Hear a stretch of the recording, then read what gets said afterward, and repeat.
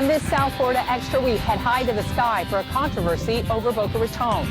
A great idea for an evening out with the family. And if your best friend has four legs, we have a book for you.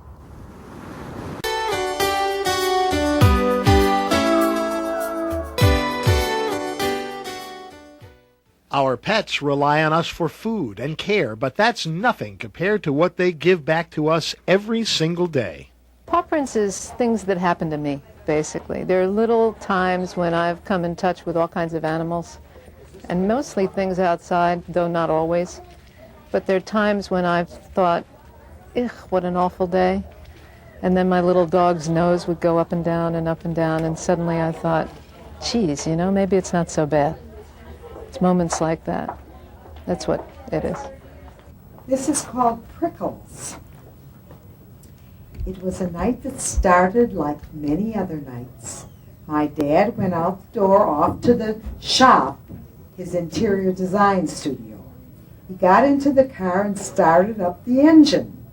While driving toward the shop, he was preoccupied with a lighting design he was planning.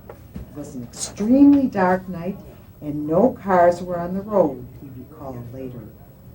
Suddenly, something was on his shoulder. Completely unnerved, my dad practically froze at the wheel. He said his hair stood on end. We kids thought this was weird since he was almost bald. The hair on my neck, he explained, an edge in his voice. Turned out it was our cat, Velvet, stowed away, just saying a friendly hello with his paw. Let me tell you a little bit about how these came to be. I was in Carmel, and I went out for a walk with my dog, handsome Hillebrandt, the world's best dog. You'll see about him in there some more. And I had never been, this is the day after I moved in, and something told me to take a paper and pencil with me. I didn't know what, but I was learning to pay attention to these messages. Okay? So I'm walking along, and we're at the edge of this gorgeous cliff. You know, it's the Pacific, the waves are crashing, the otters are down there, I'm ecstatic, and I see these teeny squirrels. And I thought, you know, I didn't think of bringing any food. So I kept on walking with my dog, found some bread. On the way back, I sat down with the squirrels, and they came on my lap. So anyway, these little squirrels are on my lap, and they're running around, and I'm ecstatic, and they leave, and I've got tiny, tiny squirrel paw prints on my slacks. And I thought, you know, I've got to write about this. And suddenly I remembered that I had the paper and pencil, and I sat down, and I wrote that story. And then 5 more came up, and I wrote them, and I was sitting there for an hour writing. They're vignettes.